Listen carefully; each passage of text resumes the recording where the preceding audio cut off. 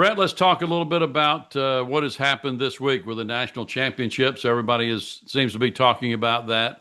Um, what's your take on it? We heard Coach Tuberville talk about it. Was it the right thing to do? How does it make you feel? Will it help Auburn now in the future in recruiting, or what's your take on it? I think it's one of those things that's just good for a university to do. If any kind of claim you've got on something great like that, you should make it public. You should publicize it and really, back your teams and just say we agree with, somebody that validated, the greatness of all those different teams. So I think it's a great thing that the university finally backed it. A lot of those teams are very well known to have been, national champion, undefeated, different things like that. And so I'm glad that the university has finally stepped up and had the back of it. So I think a lot of guys really appreciate Director Cohen and the university as a whole just coming out and going public with it. Yeah, I don't remember the early 1900 teams there, but I'm sure the 2004, the 1993, the 1983 teams were certainly deserving of being included there, and I'm sure the others as well. But tell us a little bit. I know we've talked to Jason several times on the show, but your memories of that season and what it was like. And Coach Tuberville mentioned you beat several top 10 teams on the way to getting all the way to the end of that year. Yeah, I mean, I think we had 5 or 6 wins against teams that maybe had 10 wins that year. So it was kind of a much tougher schedule than I think we realized going into it. Coming out of the '03 season, we had started off in disappointing fashion in '03, but I think the seniors in '03 deserve a lot of credit for what happened in '04.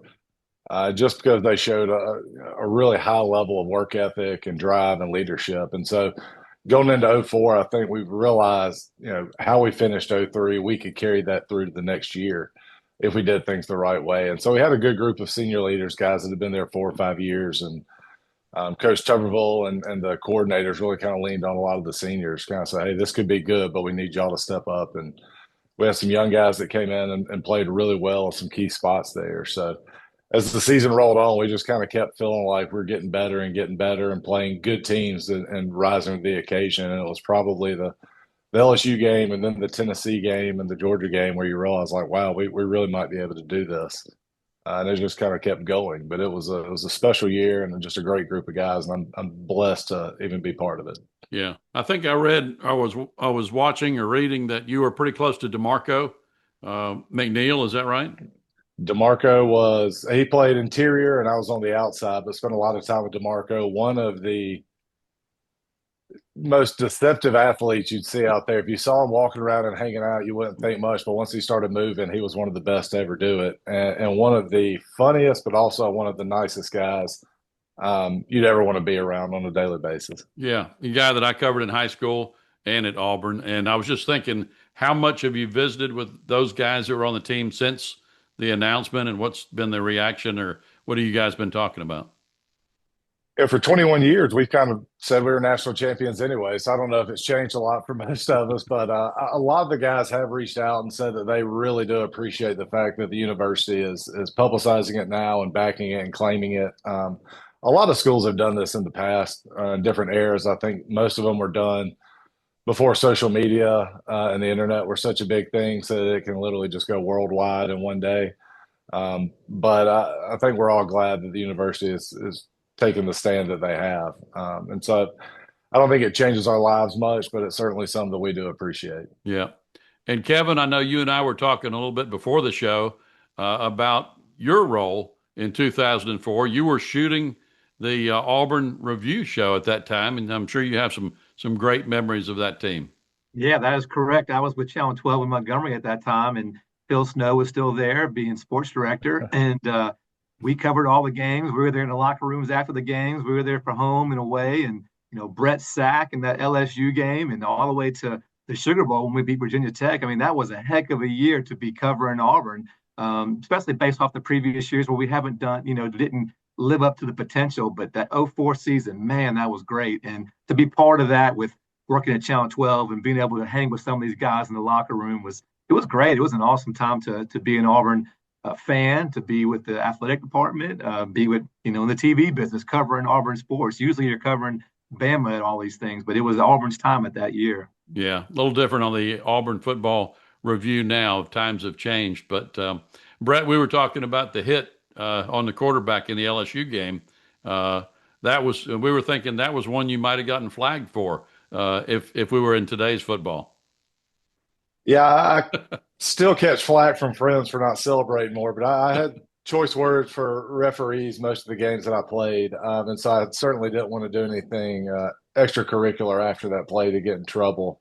Lucky to have dodged that, but like Kevin said, kind of the media that was there with us most of the year, it was fun as the year went on because you saw the same people week in and week out, and it was a pretty small circle there, especially the ones that started with us and finished with us. So it was always fun after games, especially when you win them all, to see Kevin and the crews that were coming in, especially from Montgomery where I grew up. So it was fun to see those guys after games. Yeah, absolutely. Well, tell us a little bit. Also, we mentioned the Auburn Network. You're going to be a piece of that this year with Andy and Jason and the gang. How did you get involved in that? What is your role going to be, and how excited are you about doing that this season? Very excited, also a little nervous about it. I don't want to bring down the professionalism or the high standards that they have there. But yeah, Will Herring held this role in the past, and Will has been very successful in his businesses. So he's growing those, his family's growing. And so this football season, he asked if he could kind of take a little time away. And so me being local there in Auburn, I guess I kind of got the call to come in and try to fill his shoes for a little bit. So Ronnie Brown and I will be splitting games as the sideline reporter, with Andy and Jason Campbell being in the booth. So it'll be a fun year. Very excited about it. I think it's going to be a really fun season. So I'm excited about it. Like I said, a little nervous. I haven't never done this before, but it's a great group over there. Getting to meet everybody in the Auburn Sports Network. It's a great group. Really fun to kind of talk to them and get to know them, and they're doing a lot to coach me up right before the first games. Yeah, I'm sure you have a great perspective having the background that you've had. But have you ever thought about that before, doing broadcasting? Has that ever entered your mind before you guys started talking? I think every fan has thought about broadcasting. I think the good thing about it is we don't have to do it play by play. I think most of us would get FCC violations as fans for what we think or say. So it's something I think everybody has kind of thought about at some point. Nothing ever thought I'd actually get to do. So I'm excited about it. And looking forward to hopefully getting to see some fun wins from a very interesting perspective. Yeah. I know you get some tips from this guy over here, Kevin Fichtner, who's been in, how long have you been in the media now, Kevin? I guess and even my days back in campus here when I was here from 95 to 99, I did Eagle Eye Sports, and I was covering Auburn sports back then. And so, I'd say 95 is when I started. So you're looking at, almost 30 years. Yeah. Yeah. Sometimes the math isn't as good as you want it to be. It's like, oh, that's flown by, but Kevin hadn't changed much is the good thing about it. But, yeah. Any tips or hints y'all can give me, I would definitely appreciate it. Just speak down to your audience, make it in layman's terms, make it easy for the folks listening on the radio. Use, small words. That'll help. I know not everybody is as educated as the others. So yeah. You got most of your tips in Mobile, right, Kevin? That's right. That's where I grew up. Yep. And I worked at, back in the day, I interned with Doug and the guys at Channel 5 in Mobile. So awesome. Yeah. Mm-hmm. Well, let's talk a little bit, Brett, about this ball club this year. It's an interesting team. It looks like we've taken a little bit of step up in talent again with recruiting and the portal. A lot of talk about the offense and the quarterbacks, as there usually is, but I want to get your perspective on this defense. And Coach Durkin, I think, has done a pretty nice job bringing these guys along last year. And I know expectations are high this year, but what about those guys that kind of cement the defense this year? I think of the edge guys like Keldrick and his running mates there. Some of the young guys could step up as well. But what do you think of the defense, and can they lead the way early on, or do they need to lead the way early on? I think most teams, you kind of want a defense to lead the way, especially early on in the season. You're going to want to stop the other team from scoring and give your offense a chance to kind of really get their feet. Keldrick Falk being the leader of this defense, I think, is great. He's played hard and developed every year, so if he can take just even a baby step forward this year, it'll be a special season for him. I think having Kieron Crawford on the other side from him is going to put offenses in some tough spots to really figure out who they're going to focus on blocking wise. I think Kieran Crawford could have a big year if we can get one or two guys to really pop up the middle on the defensive line. I think it'll be a really tough group to deal with. The linebackers are incredibly athletic, which is fun to watch. And then you've got a defensive backfield with three returning starters that have really all played at a very high level. The big thing about this team, I think, and you mentioned the recruiting and the portal, one thing Hugh Freeze has done is, like you said, raise the talent level. And so what you've got at practice is very much an iron sharpening iron situation, which is what you have to really develop a program and get to the level that you want to get. So these guys are, you know, from all accounts, going at it very hard at practice on the D line, the linebackers and running backs, and then the wide receivers and DBs are really putting a show on every day at practice, going against each other. So you hope that would show up on the field when you play people maybe as good or not quite as good as the guys you're going against at practice. Yeah, I was thinking of the cornerbacks there. Coach Freeze mentioned them this week. I think like we have some guys that have played obviously at the SEC level in the past year or two, but he really sees some of these new names coming on, I think, at corner that can help us, excuse me, that can help us this season. Yeah, I think you've got Jay Crawford and Kean Lee are out there, and they played for a couple of years now. They've been really good. And then you've got Rayon Strader and some other guys that are going to come in at that corner spot and play. And the safeties, you've got a mixed bag of guys, but they're all very talented and have played a good bit. So I think you're going to have a really solid defensive backfield with bodies that can roll. I don't think you're going to see much of a drop off when the twos come in. So that's huge because of the kind of talent you're going to play in the SEC week in and week out. Have you spent much time with Coach Freeze since you've taken on the role with the Auburn Network? I have not. I've talked to him in passing at some Auburn Football Letterman Club events, but really have not had a lot of time to spend with him. I think that they've really been in camp since we've kind of decided on this and since I got the opportunity. So I think they've been pretty nose to the grindstone since I've been named. But I do think we're going to meet with him in the next week or two, just kind of introduce each other. Since I'm going to talk to him at halftime at games as they go in, I think it's probably best to know a face. You haven't played the golf with him at the AU Club like everybody else in Moore's Mill? Yeah, I don't think he wants to play golf with me. I'm a little bit slow and spend more time in the woods than on the fairway.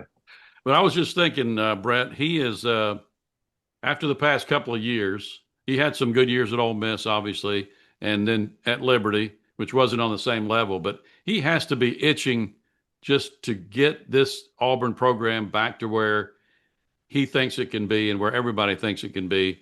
And I know he's disappointed in what has happened the past couple of years and probably looking forward to, as he said, getting in the mix, getting in the conversation, at least for that 12-team playoff. Yeah, I think if you look at last season, there was, 3, maybe 4 games that really just we had 3 or 4 bad plays in those games that really cost us those games. So you would hope that this year with more experience, a big thing I see in this year is the continuity. Second year in the same systems, offense and defense. That's the first time Auburn's had that in maybe 10 years to have both coordinators back 2 years in a row. So I think the guys are going to look a little faster. I don't think the clock is going to be faster per se, but I think they're going to be reacting quicker and being just more natural out there running around. And so I think that can make a huge difference in how those games turn around, how the outcome looks. And then you also look at the kicking game kind of being solidified again. You get a field goal here or there rather than 0 points or a turnover. That's huge in the grand scheme of how a game turns out. So I think he's definitely looking forward to the opportunity to kind of write the record on what it's looked like so far. Yeah. Kevin, what are you picking up so far at practice? What are you looking at? And I know you got a question for this guy too. Well, I come at it from a fan perspective, and all my buddies are texting me because I don't get to go to the practices anymore. But we talk about it, and yes, we talked about defense a minute ago, but all we keep hearing is we have the best wide receiver room in the country. But do we have an O-line that can block for them? Do we have a quarterback that can get it to him? Do we have 3 quarterbacks that can get it to him from what we're hearing on Twitter and everything? I'm just excited to see what happens. I'm glad that we get a good little road test next week. LSU is going to Clemson. Bama's going to Florida State. We're going to Baylor. This is good for college football, and it's good for Auburn. It's not a highly, big time school, but it's a road game against a a good school. I mean, a powerhouse school, in the past. And, they're going blackout. They're going gold helmets. They're doing a drone light show. So we're their, Super Bowl possibly for this year. And I'm interested to see how we do. I want to see what this offense can do. Like I said, we talked defense a minute ago, and I know defense helps, but this day and age, the college football is built for offense. Can we get the ball to our receivers? Who's going to be our running back? Are we going by committee? I'm interested to see, as a fan perspective, how are we going to put up points compared to last year where we were unable to put up points at times. So that's what I'm looking forward to seeing this year. Next Friday, it's going to be exciting. Bret, what do you think about the offense? The one thing, of course, everybody wants to talk about the quarterbacks. And the thing that stuck in my head a week or two ago, Coach Freeze said something about Jackson being greedy in practice, maybe going for a little too much. And it immediately made me think of last year when he was at Oklahoma, and I started Googling, and why did he get benched exactly? And I think it was the Tennessee game. He threw like 3 interceptions that game, and that was kind of the end. But that's something that he has to put a handle on this year and really kind of guide the offense and go for some things with the receivers that we have, but you can't turn the ball over at the same time. You've got to control the ball, and I think Coach Freeze would probably rather him be greedy at practice than in the first game. So It's kind of figuring out exactly where can you be greedy and when and how. And so I'm glad he's doing that. I think that's what practice is for, is to figure out how far you can push something. And I think, last year at Oklahoma was hopefully a very different situation than what we're going to have this year. Hopefully we'll have, I think they said 5 or 6 offensive line on a draftable grade. So the offensive line should be pretty good. You've got a very talented wide receiver group that's got big guys, small guys, fast guys, jumpers. You've got a little bit of everything out there. And Jackson Arnold's a great athlete too. So if he needs to tuck in and run, he's got those capabilities. The running backs are talented. 2 of them have pretty solid SEC experience. Another guy came in from UConn with a lot of playing experience. And I think y'all are right. You've got to score points. One of the biggest things that can help a defense is the offense scoring points, because that shrinks the other team's playbook. Yeah. So if we can get a few touchdowns early or get points early, that's really going to help this already talented defense look even better. And like I said, I think a lot is being made of a few comments that were said here or there. I think it's going to be a fun year offensively for Auburn. Yeah. I saw Eric Singleton play when he was at Georgia Tech, and I looked him up, and it said Darvin Adams was related to him.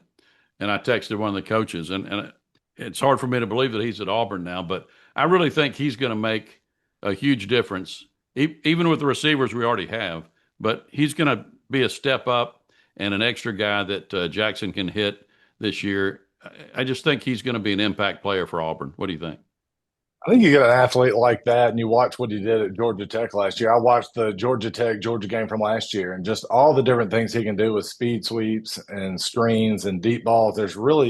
He's not the tallest guy, but there's really nothing he can't do on the offensive side of the ball. And so it really puts a lot on the defense on who do you match up with him. How do you cover him? And then you've got Cam Coleman on the other side, and then 3 or 4 other guys that we can throw at you. So yeah, I think Eric Singleton come in was a big piece to add from an experience perspective, but also just his abilities to do so many different things. It really opens up your playbook and kind of keeps defenses honest for those other guys out there. Yeah, and it seems like running backs will be maybe by committee this year, but we hear inklings from Coach Freeze and others in the preseason that maybe Cobb is a guy that they hope or expect to come out this year and have a great year at the running back position?